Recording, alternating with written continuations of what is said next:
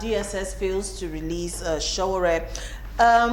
The Department of State Services, DSS, has confirmed receiving the court order on the release of Omoyele Sowore, convener of the Revolution Now movement. In a statement last week Friday, Peter Afunaya, spokesman of the DSS, said while the agency has received the order, no one has visited the DSS to take delivery of the activists. Meanwhile, the senior advocate of Nigeria, Femi Falana, has fired back at the DSS over its claim of no one coming to pick Sowore up, and he says our lawyers spent 4 hours waiting to receive Sowore. All right, gentlemen, this is the second time, there's an order for this man to be released, and then the DSS is still holding on to it.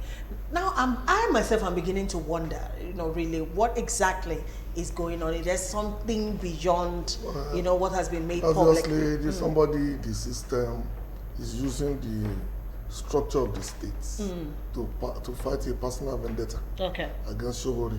This is no longer about the law of the land. Exactly. It's no longer about treason. It's about one man, probably a short man somewhere, with a very big ego sense of narcissistic disorder.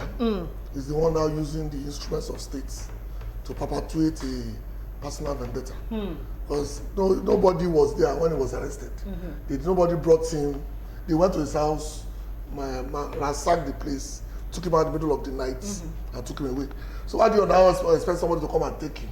No, you didn't ask somebody to go and take him. To bring him for you? To bring him for you when you are taking him to custody. So I think somebody is abusing the process. And but one thing I've known for a while is that this level of impunity can only go so far to get to a point that can go no further. They'll run out of excuses. All right, Mr. Gotv.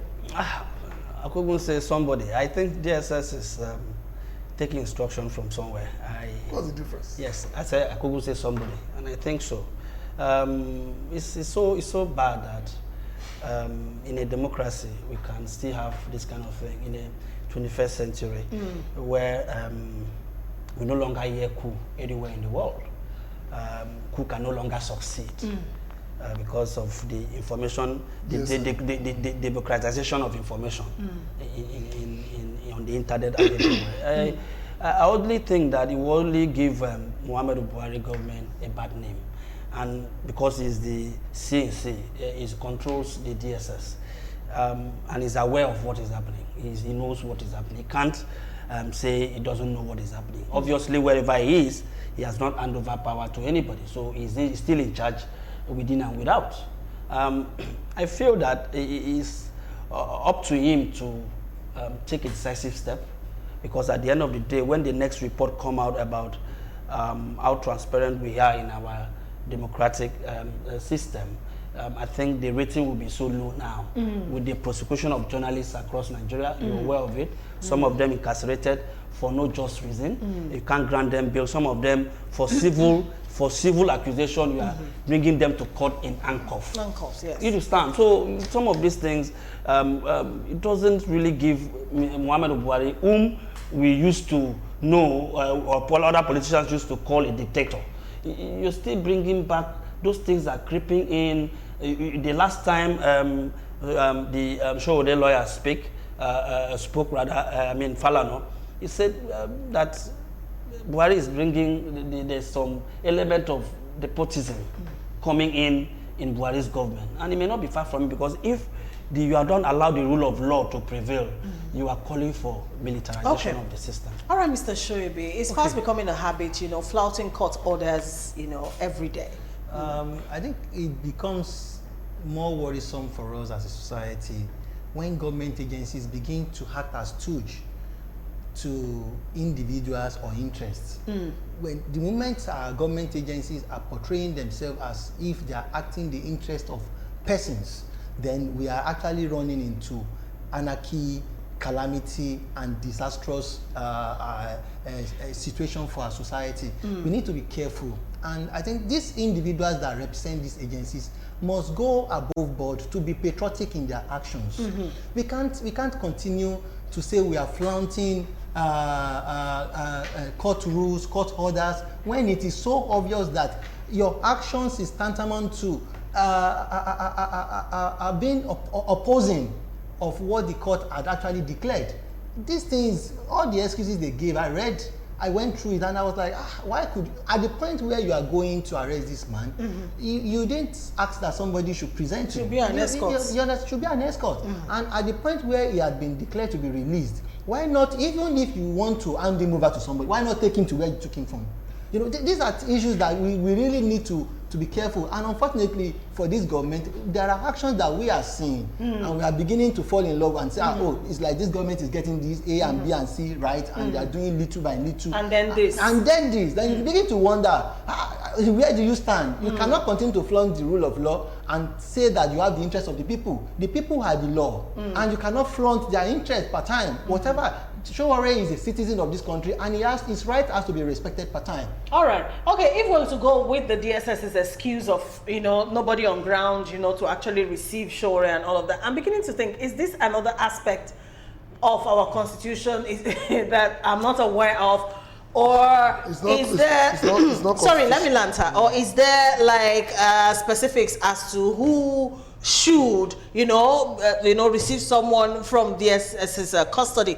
Because I know some activists have been protesting, for some time now. Why not hand him over to? What in the first place, what was the bail condition? If the bail condition has been met, now what is left for you is to let the person go. And if there's anybody that actually signs surety to take him on bail, it's not necessary that the person must appear in person for you to hand him over to him. What is there is that the person must have also deposited his traveling document somewhere with the appropriate authority. So it should be in his house, knowing full well that you have all the things that you need.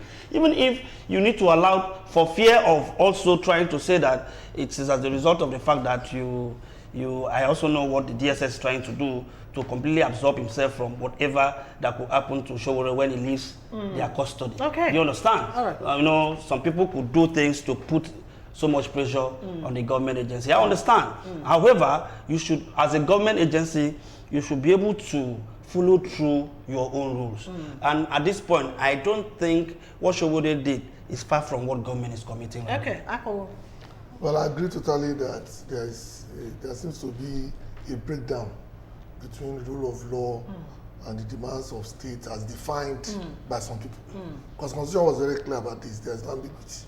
Once you've met many conditions, you are free to go. True. And because people in this country who have absconded, and people who stood for them are still in the Senate. And then you wonder, I was so fantastic about Sowore that cannot enjoy the same privilege. Exactly. It shows that somebody somewhere has made up his mind that Sowore is going to be a problem. All right. Moele Sowore, who is still with the DSS, we hear has gone on hunger strike until he's let go, and also some activists led by the Adeyanju also been protesting at the DSS office, and asking for the release of Sowore. Let's go see this clip. Another challenge, another challenge, another challenge, double challenge, another challenge, another challenge, another challenge, double challenge. Macha, macha, macha, macha, macha. Oh,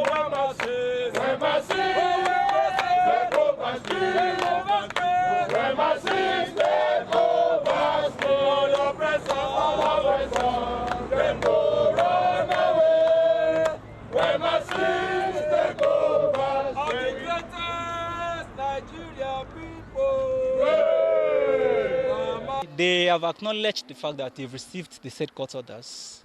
They've also acknowledged the fact that we've been here on 2-3 occasions. And they also told us that they're going to comply with the said court orders. We have called all the authorities who we've been assessing over the years at the DSS here. And they told us to wait that they're going to comply. So we're here waiting for compliance with the said court order, which has mandated the release of Mr. Sowore. We met with the legal team on that day from the DSS, and we also met Mr. Sowore on that day. They told us that they are going to call us back when they eventually decide to release Mr. Sowore.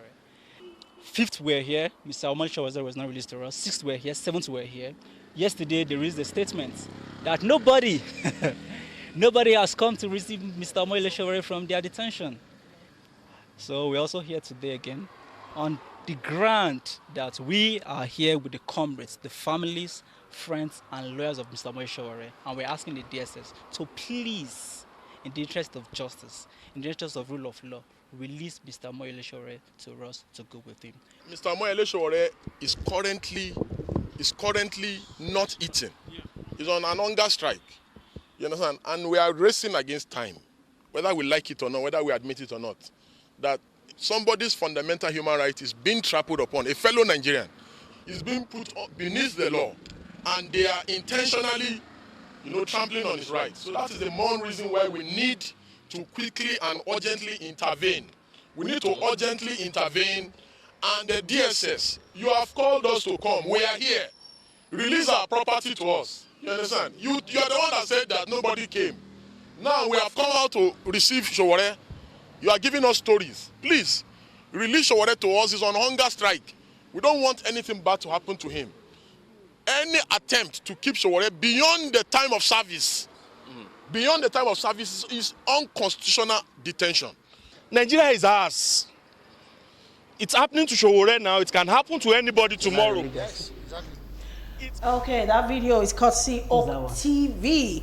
That just like puts us up to date on what is happening with Omoyele Sowore. But the activists have given the DSS till tomorrow, Tuesday, to actually let Omoyele Sowore go. And thereafter, then we'll know what the next line of action will be.